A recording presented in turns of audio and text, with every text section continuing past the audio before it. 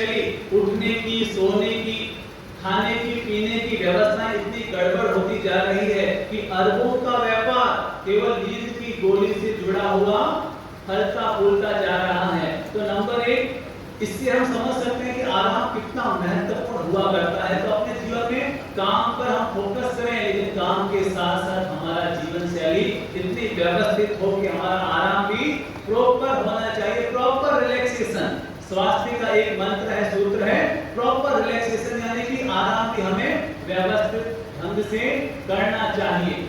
आराम की व्यवस्थित ढंग से करना चाहिए। तो आजकल क्या मोबाइल का उपयोग इतना ज्यादा बढ़ता जा रहा है कि लोग जब सोते हैं तो साथ में क्या लेकर के सोते हैं?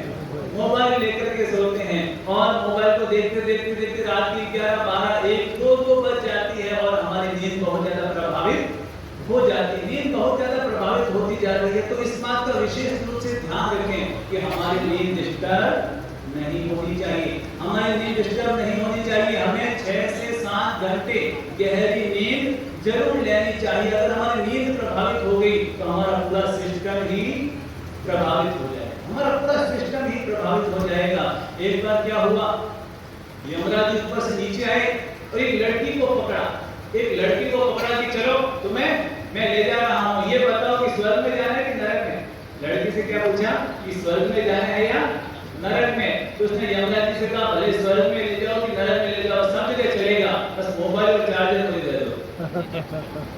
मोबाइल और चार्जर मुझे दे दो, ताकि कहीं भी ले जाओ सब जगह चलेगा। तो हमारी जीवन शैली इस तरह की होती जा रही है। तो प्लीज सभी से निवेदन है कि नंबर 1 काम और नंबर 2 आराम, इन दोनों में संतुलन बिठा करके चलिए, तभी जीवन का हम आनंद ले पाएंगे। एक व्यक्ति पंखे की दुकान पर बैठा था, पंखा बेच रहा था, और एक ग्राहक खरीदने के लिए आया तो उसने देखा कि वो आराम कर रहा है, दुकान पर भी वो आराम कर रहा है। तो उसने कहा भाई ये तुम क्या कर रहे हो, ये तुम क्या कर रहे हो, आराम कर रहे हो, दुकान पर बैठे हो आराम कर रहे हो?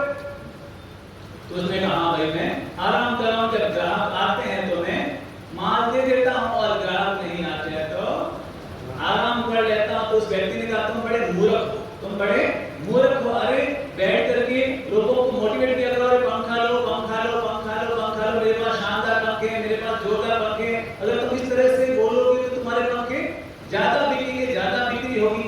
उसने पूछा ज्यादा बिक्री होगी तो क्या होगा? उसने कहा ज्यादा बिक्री होगी तो ज्यादा रुपयों की आवक होगी, ज्यादा रुपयों की आवक होगी तो तुम और बड़ी दुकान खोलने में सफल हो जाओगे।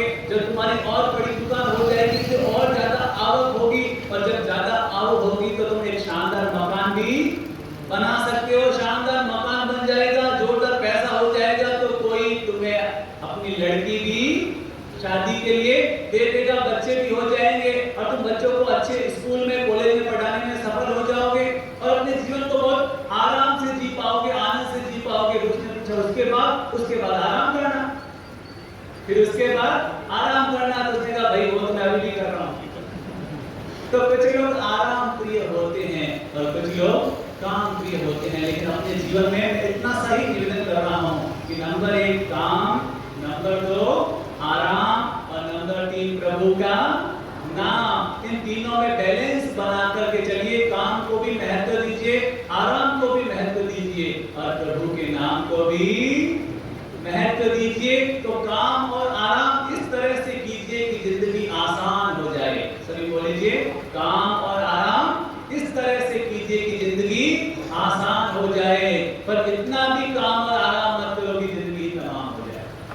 तो अपने जीवन में इस तरह से अगर हम बैलेंस बना करके चलते हैं तो मानकर चलिए हमारा जीवन सुखी भी होगा, सफल भी होगा, स्वास्थ्यपूर्ण भी होगा और आनंद